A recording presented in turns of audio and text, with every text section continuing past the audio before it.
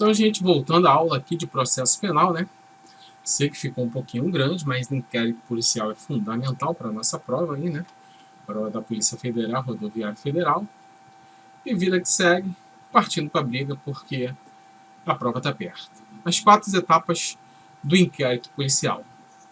Então, a gente tenta dividir o inquérito policial em quatro etapas aí, para poder ficar de mais fácil entendimento. Peguei lá com vocês no começo, né, alguns artigos. Vou pegar agora alguns conceitos de doutrina e a gente vai massificando a matéria no teu coração até ela entrar e você entender. Então nós temos aí a primeira etapa, né, que é dividida em conceito, finalidade, a natureza e as características. Então, primeiro, né, conceito, finalidade, natureza e as características. 2, nós temos as formas de quê? De instauração do inquérito, né? As formas de instauração do inquérito, as maneiras que se podem instaurar o inquérito e não confundir com o quê? Com a notícia crime. Então, a forma de instaurar o inquérito não pode se confundir com a notícia crime. Temos aí o estudo das diligências investigatórias, o estudo das diligências, o interrogatório policial, a acariação, identificação criminal, reprodução simulada e as medidas de produção. E quarto e último, nós temos o encerramento, que envolve a tríplice coroa do inquérito, que é o encerramento, encaminhamento e o arquivamento do inquérito policial. Seguindo. Então, nós temos aqui a primeira etapa do inquérito policial, né? Que é o que? O conceito, né? A natureza jurídica, né? Conceito, finalidade, natureza jurídica e as características. Então, o conceito de inquérito, você vai ter pela soma de quê? Da natureza jurídica, da finalidade e suas características. Então, vamos entender a natureza jurídica, a finalidade e as características. Entendendo esses 3 conceitos, essas 3 etapas do inquérito policial, naturalmente você vai ter um conceito de inquérito policial. Então, natureza jurídica do inquérito policial. Qual é a natureza jurídica dele? É um procedimento administrativo. Ponto. Natureza jurídica de inquérito policial. Procedimento administrativo. Pronto. Finalidade. Está aqui, natureza jurídica do inquérito policial. Procedimento administrativo. Finalidade dele. A finalidade, né, do inquérito policial nada mais é o que o MAC. Para saber a materialidade, a autoria e as circunstâncias do crime. Então, a finalidade é o MAC. Materialidade, indícios de autoria e as circunstâncias do crime. É descobrir se o crime ocorreu, se houve a materialidade, quem praticou o delito, quem foi o autor do crime e como o crime ocorreu, as circunstâncias dos fatos. Muito mole, né? Então, por aí você já tira o conceito, né, de inquérito policial, né? É um procedimento administrativo que tem a finalidade de ter a autoria, materialidade, autoria e as circunstâncias do crime. Então, tenta buscar elementos informativos. Ele busca elementos informativos. Vão se tornar provas somente na fase de ação que vira comprovar o MEC. Então, nós temos aqui, ó, vão se tornar provas somente na fase de ação que a vida comprovar o MEC. O MEC é o que? Materialidade, a autoria e as circunstâncias. Então, ele tenta buscar elementos informativos que vão se tornar provas somente na fase de ação penal. Por meio de quê? Por meio do MAC. Materialidade, autoria e as circunstâncias. Então, nós temos aqui as características do inquérito policial. O inquérito policial, ele é dispensável. Uma das características deles é ele é dispensável. Ele é importante para formar a ação penal? É importante para formar a ação penal. Entretanto, o Ministério Público pode dispensar o inquérito policial. Então, o inquérito policial é dispensável. Para que haja uma ação penal, é obrigatório ter o inquérito policial? Não é obrigatório. Não é obrigatório ter o inquérito policial para ter uma ação penal. Ou é possível entrar com uma ação penal direto? O MP pode dispensar o inquérito policial desde que já tenha prova de autoria e materialidade do crime. O MP ele pode simplesmente dispensar o inquérito policial. Se ele já tem todas as provas na mão para entrar com a ação penal, ele vai dispensar o inquérito policial. Está lá no artigo 12, né, e 39, parágrafo 5º do CPP. Então, ele busca, né, a finalidade do inquérito policial, né, é buscar elementos informativos, né, para se tornar provas lá na fase de ação penal, em virtude do MEC, que é o quê? Indícios de materialidade, autoria e as circunstâncias do fato. E temos aí as características do inquérito policial, que ele pode ser o quê? Dispensável.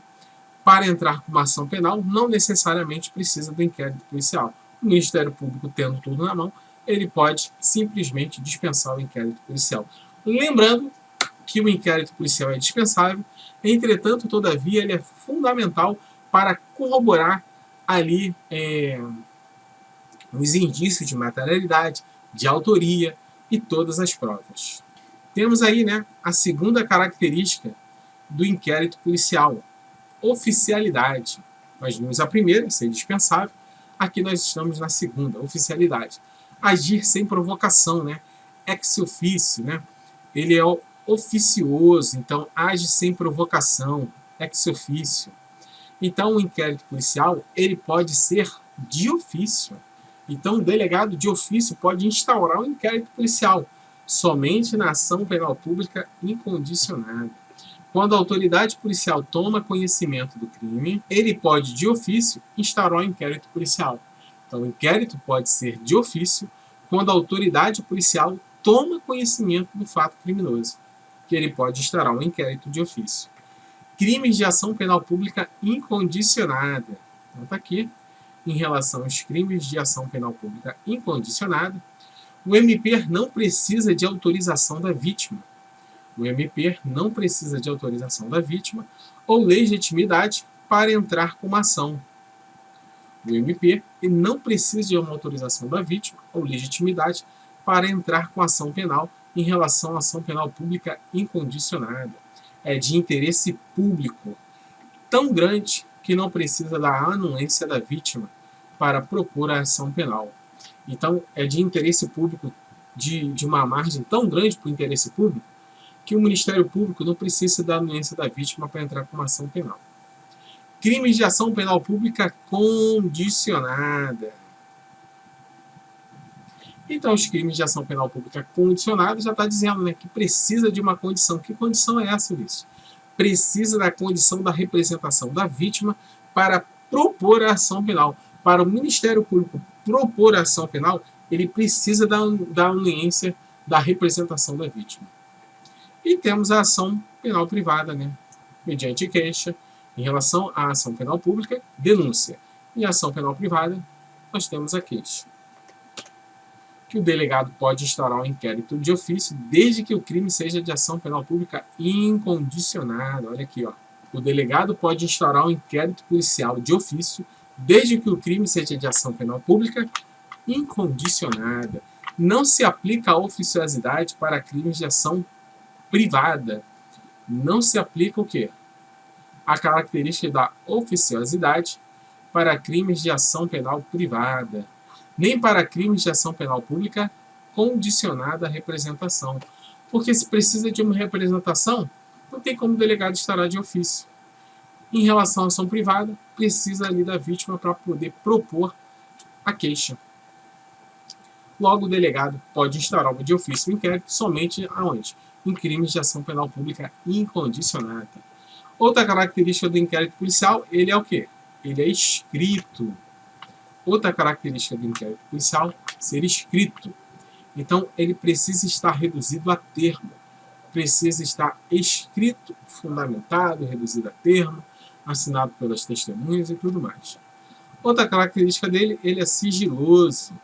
Então, o sigilo é necessário para as investigações, porém algumas pessoas têm acesso irrestrito aos autos do inquérito. Então, o sigilo é necessário para as investigações. Porém, para o advogado e para o acusado, esse sigilo não acata eles, somente para aqueles atos que ainda não foram documentados, em relação à interceptação telefônica, uma busca e apreensão. Nós já vimos isso, você está pegando, eu estou repetindo, justamente para massificar no teu coração. Temos aqui o sigilo interno, quando há uma diligência em curso, e que não está documentado.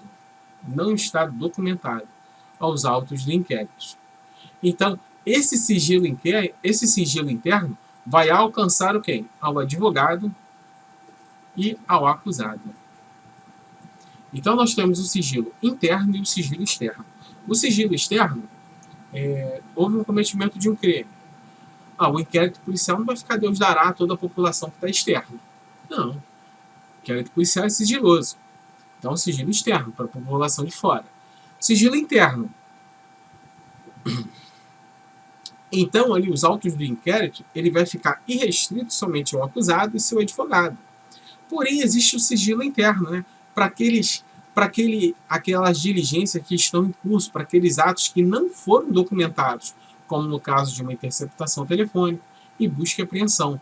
Você está fazendo uma interceptação telefônica, você vai documentar nos autos? O advogado vai ligar para o cara, o telefone está grampeado, meu querido. Não fala besteira, não. Então, não tem como. Sigilo interno. Temos também o quê? O sigilo externo, que é de fora, para as pessoas, né? Que alcança toda a população. Exceto para quem? Aqueles que têm relação com a investigação. Não alcança nem o acusado e nem o seu advogado. Então, quando há uma interceptação telefônica, ela está nos autos apartados. Quando se encerra a interceptação telefônica, é o quê? É juntada aos autos do inquérito policial. Para depois que o advogado olhar, opa, teu telefone foi interceptado, falou alguma besteira? Falei. Já era, perdeu. O advogado só tem acesso aos documentos que já foram documentados. Aqueles que estão em curso, ele não tem acesso. Temos aí outra característica do inquérito policial, que é a indisponibilidade. Então, o inquérito policial é indisponível. Indisponível, porque nós temos do artigo 17, o delegado jamais pode mandar arquivar os autos do inquérito. Então, ele é obrigado a instaurar o inquérito policial. Então, ele é indisponível. Por isso, o delegado não pode mandar arquivar o inquérito. Ele não pode engavetar o inquérito policial. Ele não tem esse poder. Ele tem poder de instaurar, de fazer um indiciamento, mas de mandar arquivar os autos, negativo. Somente quem arquiva os autos é o juiz com requerimento do Ministério Público. E o inquérito policial também é discricionário. Ele é discricionário, não é um ato vinculado. Discricionário porque tem uma margem de liberdade. Então o delegado aí tem uma margem de liberdade. Não é totalmente liberdade assim, não. Ele tem 3 opções, ele pode seguir aquela linha de raciocínio daquelas 3 opções. Então ele está vinculado àquelas três opções, que é uma margem de liberdade por ser discricionário. Então a vítima ou o indiciado pode pedir diligência. Então temos a vítima ou o indiciado que pode pedir a diligência ao delegado. Só que o delegado não é obrigado a cumprir a diligência. O que é?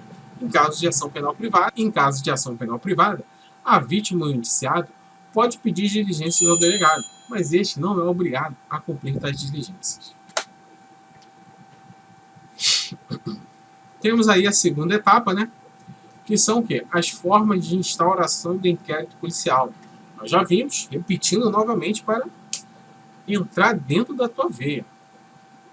Formas de instauração do inquérito policial. Como é que é feita a formalidade do inquérito policial? Temos o artigo 5º. Nos crimes de ação pública, o inquérito policial será iniciado como? De ofício. Então, nós sabemos que de ofício é ação penal pública o quê? Incondicionada. Somente de ofício nas ações de ação penal pública incondicionada. Então, nos crimes de ação pública, o inquérito policial será iniciado de ofício. Então, crime de ação penal pública incondicionada. Mediante requisição da autoridade judiciária ou do Ministério Público, ou a requerimento do ofendido, ou de quem tiver na qualidade para representá-lo. Então, a requerimento do ofendido ou de quem tiver na qualidade de representá-lo é o quê? É a ação penal pública condicionada à representação. Então, requisição da autoridade judiciária ou do Ministério Público, ou a requerimento do ofendido de quem tiver na qualidade para representá-lo. Parágrafo 1º. O requerimento a que se refere no inciso 2 conterá sempre que possível, então está aqui o requerimento, que se refere no inciso 2, conterá sempre que possível o quê? vai conter a narração do fato, com todas as circunstâncias, né? Vai contar o fato. Aconteceu isso, o brabo entrou armado, puxou a pistola. Então, B, a individualização do indiciado. Individualização do indiciado, seus sinais de características, as razões de convicção ou presunção se ele é autor da infração, os motivos de impossibilidade de o fazer. Então está aqui a individualização do indiciado. Foi ele mesmo. O nome dele é tal, ele é alto, cabelos grisalhos, tem uma tatuagem no braço. Nomeação das testemunhas, com indicação da sua profissão e residência. Fulaninho estava comigo, fulaninho viu. Então, aí, vai ter todas essas características dentro do requerimento para que possa fazer o quê? Representar uma ação penal pública condicionada à representação. Esse requerimento vai ter a narração dos fatos, com todas as circunstâncias, a individualização do indiciado, com os seus finais característicos, caso não possa reconhecer com o nome e tudo mais, a nomeação das testemunhas com indicação de profissão e residência. Parágrafo 2º, do despacho que indiferiu o requerimento. Então, o delegado ele achou que não vale. Então, ele vai fazer um despacho indeferindo o requerimento de abertura do inquérito, que caberá um recurso para quê? Para o chefe de polícia. Se ele fez um despacho indeferindo aquele requerimento para a abertura do inquérito policial, então a pessoa pode entrar com recurso para o chefe de polícia.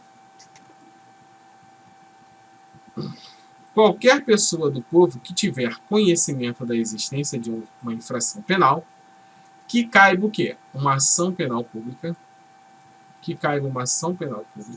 poderá, verbalmente ou por escrito, então qualquer pessoa do povo que tiver conhecimento de uma infração penal, que caiba ação pública, poderá, verbalmente ou escrito, comunicar à autoridade policial. E esta vai fazer o quê? A verificação da procedência da informação, vai verificar se a informação é verdadeira e mandará instaurar um inquérito policial. Se a informação for verdadeira, ele manda instaurar um inquérito policial. Então, esse parágrafo 3º, ele despenca bonito. Qualquer pessoa do povo que tiver conhecimento da existência da infração penal que caiba uma ação pública poderá, verbalmente ou por escrito, comunicar à autoridade policial que esta vai fazer a VPI, vai verificar a procedência da informação, se a informação é verdadeira ou não, para depois mandar instaurar um inquérito policial. Parágrafo 4º. O inquérito nos crimes em que a ação pública depender de representação não poderá sem ela ser iniciado. Então, está aqui o inquérito nos crimes de ação pública que depender de representação, ou seja, ela é condicionada à representação, não poderá sem ela ser iniciado. O inquérito nos crimes em que a ação pública depender de representação, o inquérito depende de uma representação, ele não pode ser iniciado sem o quê? Sem a representação da vítima. E nos crimes de ação privada? Nos crimes de ação penal privada, a autoridade policial somente poderá proceder o inquérito a requerimento de que tenha na qualidade para intentá-la. Então, a ação penal privada, a autoridade policial, você, delegado, somente vai instaurar o inquérito policial a requerimento de quem tenha a qualidade para intentá-lo. Diligências investigatórias. Então, nós temos aqui as diligências investigatórias. O artigo 6º, nós já vimos anteriormente, vamos ver novamente para cravar no teu coração. Você, como delegado, recebeu uma notícia de um crime, um homicídio. Você está indo até lá. Você já liga para o perito e fala, estou indo para o local, segue para lá também para poder fazer a perícia. Chegou no local, você vai reservar o local, né, para que não se altere nada até os peritos chegarem. Os peritos chegando, colhendo todas as informações, as digitais e tudo mais, fazendo a perícia do local do crime e do corpo, os peritos vão liberar o local para você, delegado, para colher todas as informações, provas que tiver ali, vai fazer toda, apreender objetos, câmeras, colher testemunhos e, feito isso, você vai finalizar a sua diligência. Então, logo que tiver conhecimento da prática da infração penal, a autoridade policial deverá dirigir-se ao local. Então você vai pegar a viatura, vai ligar a sirene e vai partir para o local, providenciando para que se não altere o estado de conservação das coisas, até a chegada de quem? Os peritos. Você vai apreender os objetos que tiverem relação com o fato, após os liberados peritos criminais. Importante, o perito tem que liberar, falar para você, delegado, ó, olha aí, patrão, está liberado para você colher todas as provas, manipular a cena do crime e tudo mais.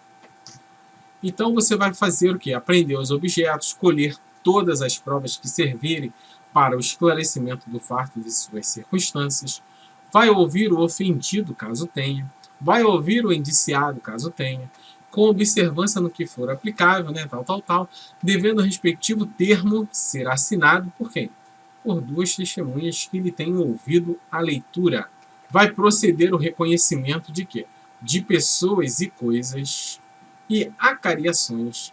Vai proceder o reconhecimento de pessoas, coisas e acariações. Determinar, se for o caso, que se proceda o quê? O exame de corpo de delito. Vai determinar, você delegado pode determinar o quê? O exame de corpo de delito e quaisquer outras perícias. Vai proceder no reconhecimento de pessoas, de objetos, coisas e acariações. Determinar, se for preciso, o exame de corpo de delito e outras perícias. Ordenar o quê?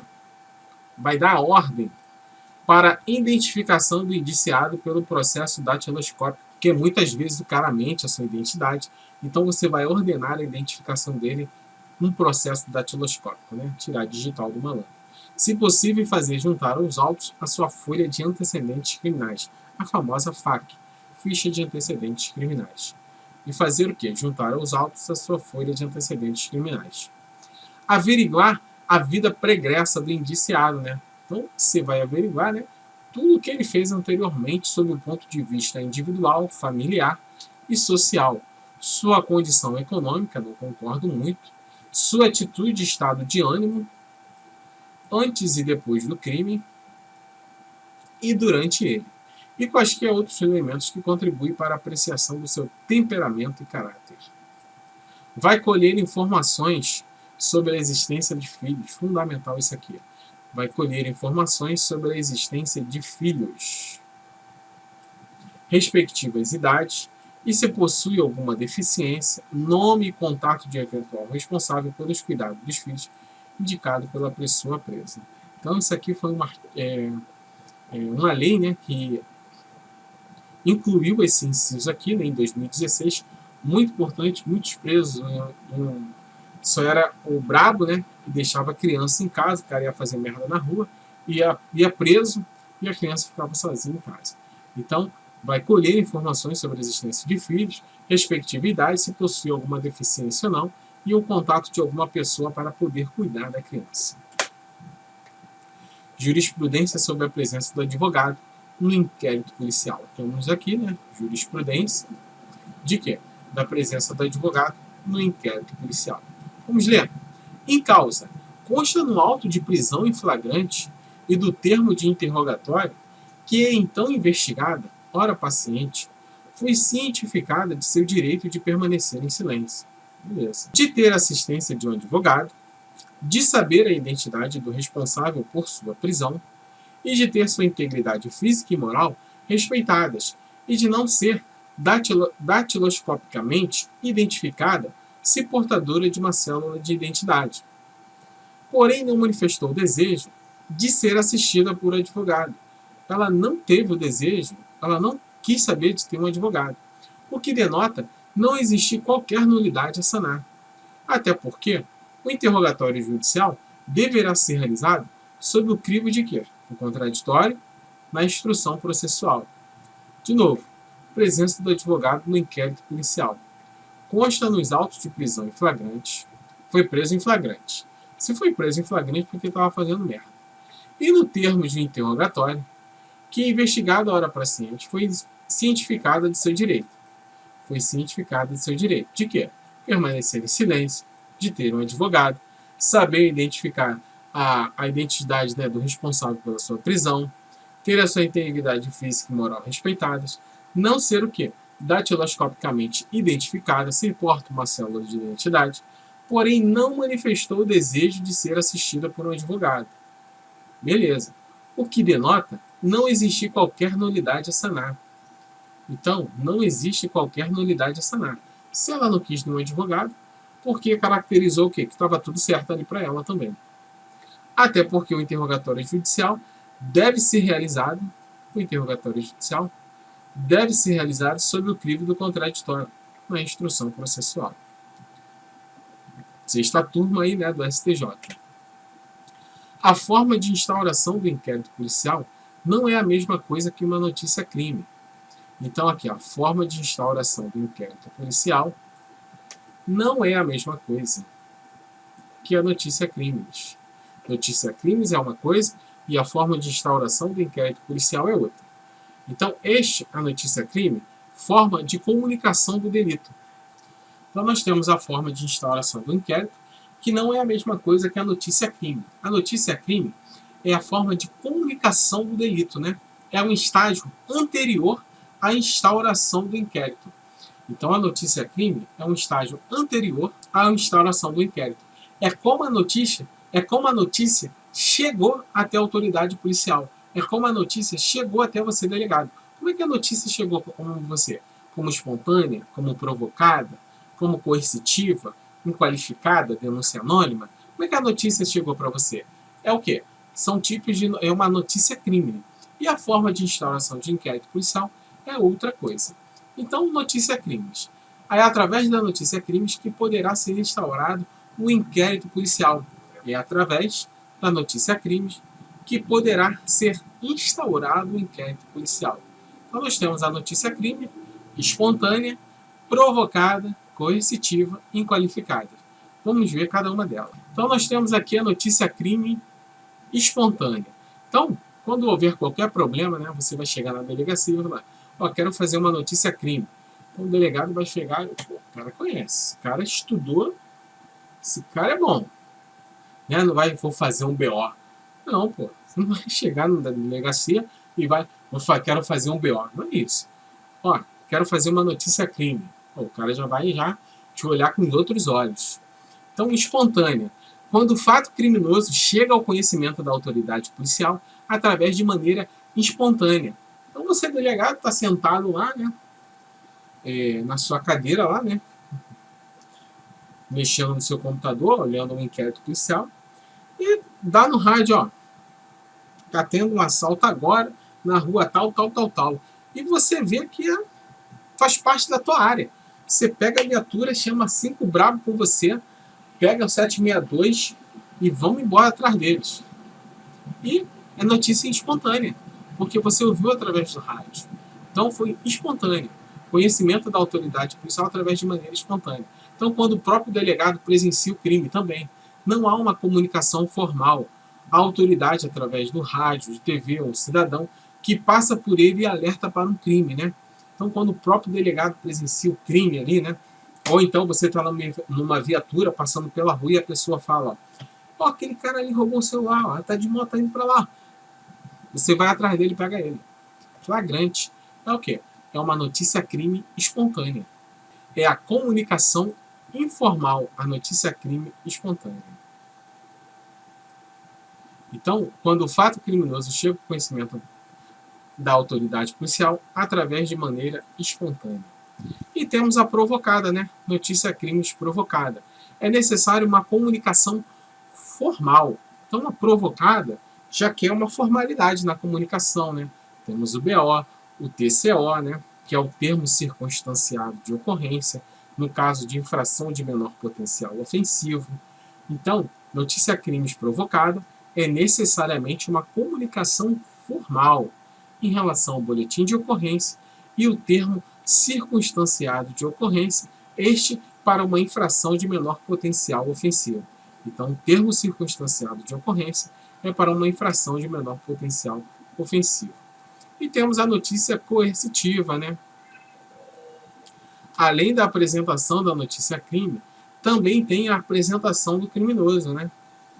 Então, quando ele foi pego ali em auto de prisão em flagrante, né, o que a PM pegou, tá aqui, ó, tá preso, auto de prisão em flagrante, né? Foi preso em flagrante, roubando um carro. Então, prisão em flagrante, ele é conduzido até você, delegado, e de lá necessariamente vai se lavrar o quê? O APF, o auto de prisão em flagrante. Então, na coercitiva, você tem o APF, que é o auto de prisão em flagrante, né? Que é quando há a apresentação do criminoso. E temos a notícia crimes inqualificada, né? Notícia crime inqualificada é a famosa denúncia anônima, né? É aquelas que chamamos de denúncia anônima, né? Apócrifa. É a comunicação de um fato criminoso, onde a comunicante, aquele que está prestando a informação, não se identifica. Aquele que está prestando a informação não se identifica. Diz que denúncia, um texto apócrifo, né, que é sem identificação, um bilhete pedindo dinheiro para o resgate.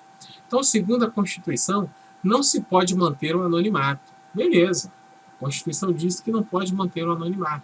Porém, o STF já pacificou o seu entendimento de que a denúncia anônima é uma forma viável de noticiar o fato criminoso. Então já está pacificado esse entendimento aí, né? De que a denúncia anônima é uma forma viável de noticiar o fato criminoso. Porém, com uma certa ressalva, né? Então o STF trouxe o quê? Uma condição para que a denúncia anônima, né, fosse viável para noticiar um crime. Então ele trouxe a condição. Que condição é essa? Para aceitar a denúncia anônima, de que antes da instauração do inquérito policial, com base em uma denúncia anônima, a autoridade policial deve fazer o quê? A verificação da procedência da informação. Então, você, delegado, teve uma denúncia anônima, olha só, está ocorrendo crime na causa tal, na rua tal, no bairro tal. Você, como delegado de polícia, que estudou aqui com a gente, você não vai instaurar um inquérito de imediato, né? Você vai chamar 5 bravos, olha só, teve uma informação tal, na rua tal, vai lá verificar a procedência da informação e me traz o retorno. Delegado, positivo, está tendo ocorrência, vamos instaurar o inquérito e vamos dar o flagrante. Não se pode instaurar um inquérito a partir de uma denúncia anônima. Em regra, não se pode instaurar um inquérito de imediato a partir de uma denúncia anônima. Em regra, não. Não se pode fazer o quê? A instauração do inquérito direto. Precisa verificar a procedência da informação. A jurisprudência exige que a autoridade policial faça diligências para verificar se a informação é verdadeira ou não. Depois de comprovada e verificada a veracidade da informação, que é instaurado o inquérito policial. Mas há casos de exceção em que pode-se instaurar um inquérito policial a partir de uma denúncia anônima diretamente. Vamos ver aí. Informativo 890 do STF. Direito processual penal, investigação penal, quebra de sigilo telefônico e telemático. A segunda turma do STF negou um provimento a um recurso ordinário em habeas corpus, no qual se discutia o quê? A ilicitude da interceptação telefônica e telemática e das demais provas que delas decorreram. No caso, a recorrente foi denunciada em razão de desvios de verbas públicas federais. Então, a recorrente ela foi denunciada em razão de desvio de verba federal. Beleza. Mediante a utilização de expedientes fraudulentos, a caracterizar em tese os crimes de peculato, corrupção, fraude em licitações, falsidade ideológica e formação de quadrilha. A recorrente quer dizer que deixa quieto. Então, os crimes de peculato, corrupção, fraude em licitações, falsidade ideológica e formação de quadrilha. Vamos lá. A defesa sustentava que a recorrente, então a defesa sustentava o quê? Que a recorrente estaria submetida a constrangimento ilegal. Blá, blá. Tendo em vista que a sua condenação teria sido fundamentada em provas ilícitas derivadas de sucessivas interceptações telefônicas que perduraram por prazo excessivo. Então, o que a defesa está alegando, né? que as provas obtidas foram produzidas, né, em virtude de interceptações telefônicas que foram o quê? Por prazos excessivos, caracterizando uma prova ilícita, né? Obtendo as outras provas caracterizadas em virtude dessas provas, que se é ilícita, as outras como derivadas também são consideradas ilícitas, né? Teoria da árvore envenenada. Então, a recorrente alegava ainda nulidade da interceptação de e-mails no decorrer das investigações. Então, ela alega ainda a nulidade da interceptação de e-mail no decorrer das investigações. Beleza. Ressaltava que as provas foram baseadas em denúncia anônima. Então, aqui, ele está dizendo aqui, a defesa está ressaltando aqui, está sustentando que as provas foram baseadas. Então, houve uma denúncia anônima. Alguém caguetou que ela estava cometendo essas infrações penais, sem qualquer investigação preliminar. Sem qualquer investigação preliminar por parte da autoridade policial. Ou seja, está alegando que não houve a VPI. Não houve a VPI em base de uma denúncia anônima e logo foi feita uma interceptação telefônica que dali foram surgindo novas provas. Olha aí. Seguindo, a turma assinalou que as interceptações não foram baseadas em uma denúncia propriamente anônima.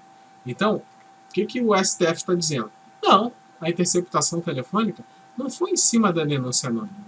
Haja vista que, embora apócrifo o documento que noticia as ilicitudes, este indica o seu autor. Então, o que ele está dizendo? Que o documento, ele não é um documento apócrifo. Por quê? Estava indicando o autor daquele documento. Então, a pessoa que mandou o e-mail, que escreveu a carta, colocou o seu nome. Logo, o texto não é apócrifo. Embora apócrifo, o documento que noticia a ilicitude, este indica o seu autor. Destacou que a autoridade policial realizou as interceptações com base em diligência preliminar e informações recebidas pelo Ministério da Justiça. Então, a turma destaca ainda que a autoridade policial realizou as interceptações com base em diligências preliminar e informações recebidas pelo Ministério da Justiça, bem como pelos dados fornecidos pela Controladoria Geral da União. Registrou que a decisão proferida pelo juízo processante que autorizou a interceptação telefônica, então o juízo processante registrou a decisão proferida pelo juízo processante que autorizou, então para ter uma interceptação telefônica precisa de uma autorização de um juiz competente e fundamentar essa decisão. Está devidamente fundamentada, de modo que os elementos constantes dos autos são suficientes para afastar os argumentos da defesa, de que não haveria indícios razoáveis de autoria, materialidade deletiva para se determinar a medida invasiva, ou de que as provas pudessem ser colhidas por outros meios disponíveis.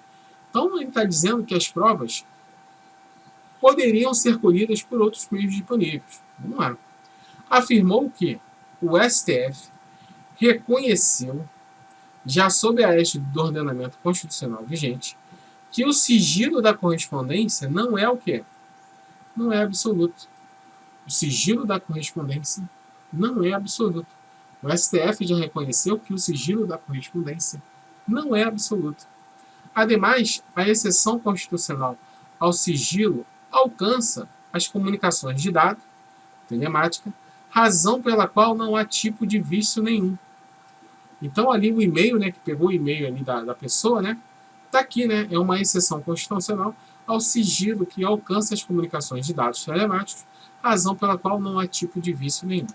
Então, está aqui a exceção, né? O inquérito policial pode ser instaurado a partir de uma denúncia anônima. Então, a exceção, né, está dizendo que o inquérito policial ele pode ser, sim, instaurado através de uma denúncia anônima. Mas tem as condições, é uma exceção. Notícia-crime inqualificada, é uma notícia-crime inqualificada. Quando a denúncia anônima constituir o próprio corpo de delito. Então, quando a denúncia anônima constituir o próprio corpo de delito, o inquérito policial pode ser instaurado a partir de uma denúncia anônima. Então, quando a denúncia anônima constituir o próprio corpo de delito, o inquérito policial pode ser instaurado a partir de uma denúncia anônima. Então, um exemplo disso, nós temos um bilhete de resgate, né? O sequestrador faz um bilhete, né? Falando, ó, sequestrei fulano de tal, quero tanto para poder liberar ele. Aquele bilhete já é uma forma de construir o próprio corpo de delito da denúncia anônima. Ou seja, a comprovação da existência de um crime, a existência do fato criminoso. Não se deve instaurar um inquérito policial a partir de uma denúncia anônima, de imediato. A regra é essa. Não se deve instaurar um inquérito policial. Teve uma denúncia anônima, uma ligação. Não é assim. Um caso, por exemplo, esse caso do bilhete é um caso. Uma ligação anônima é outro caso. Um bilhete dizendo, ó, na rua tal, no endereço tal, está ocorrendo ali um crime, tal. Aí vai fazer a verificação da procedência da informação. Agora, um pedido de resgate, o inquérito policial é instaurado a partir de uma denúncia anônima diretamente. Não se deve instaurar um inquérito a partir de uma denúncia anônima, contudo, quando a denúncia anônima for o próprio corpo de delito, ou seja, a comprovação de que o crime ocorreu ou está ocorrendo, ainda que seja anônima, ela serve de base imediata para a instauração do inquérito policial. O bilhete de resgate no crime de sequestro. Ele é um texto apócrifo, não está assinado, porém neste bilhete está a comprovação do corpo de delito que alguém foi sequestrado. Vai se instaurar um inquérito para poder averiguar a situação, fazer as diligências. Artigo 5º, inciso 1 e 2, fazem referência aos crimes de ação penal pública incondicionada. Artigo 5º, nos incisos 1 e 2, faz referência aos crimes de ação penal pública incondicionada. E nós temos a ação penal pública e a ação penal privada, né? Sendo que a pública nós temos a incondicionada e a condicionada representação. Pública nós temos a incondicionada, como o Ministério Público autor da ação, e temos a condicionada representação do ofendido, com a condição de uma autorização, requerimento para o início da ação penal pública, por representação da vítima ou requisição do Ministro da Justiça, que antes era o Sérgio Moro, então você tem uma base aí de quem é. Crime contra a honra do presidente da República ou chefe de governo estrangeiro. Crime cometido por estrangeiro contra brasileiro fora do Brasil. Então estão aqui dois exemplos, né? A requisição de quê? Do Ministro da Justiça. Esses dois exemplos aqui é a requisição do Ministro da Justiça. Quando que um crime contra a honra do presidente da República ou um chefe de governo estrangeiro, o Ministro da Justiça pode requisitar a instauração de inquérito policial. Um crime cometido por um estrangeiro contra um brasileiro fora do Brasil, o Ministro da Justiça também pode requisitar a instauração de inquérito policial. Em relação a esse crime, né, de estrangeiro contra brasileiro fora do Brasil, nós temos aí um caso famoso na Inglaterra, né? Charles, né? Ele foi praticamente assassinado pela polícia inglesa, né? Estava no metrô, disseram que ele era um homem-bomba, e a polícia francesa assassinou o brasileiro. Inglesa, perdão. Inglesa ou francesa? Agora me confundi. Seguindo. Charles, né? Charles. A ação penal privada será mediante queixa. Então, nós temos aqui, né, que a ação penal privada será mediante queixa, pelo próprio ofendido ou por seu representante legal, sendo menor em caso de morte, se a pessoa for menor, ou em caso de morte, nós temos o famoso CAD, né? Cônjuge, companheiro, ascendente, descendente e irmão. O parágrafo 3º do artigo 5º, nós temos a delatio criminis. Delatio criminis. Qualquer pessoa pode comunicar o fato criminoso em uma ação penal pública incondicionada. Então, no artigo 5º, parágrafo 3º, nós temos o delatio criminis, que qualquer pessoa pode comunicar o fato criminoso à autoridade policial, você delegado, numa ação penal pública incondicionada. Isso é chamado de delatio criminis. O artigo 4, crime de ação penal pública condicionada à representação, nós temos aí o artigo 5º, parágrafo 5º, a ação penal privada. Quando a vítima autoriza um inquérito policial, a investigação de um crime de ação penal pública condicionada é chamada de requerimento, né? Mas como forma de pedido e não de ordem. Nós temos aqui, né, a ação penal pública incondicionada, a ação penal pública condicionada à representação e a ação penal privada. Na ação penal pública incondicionada, ela pode ser de ofício.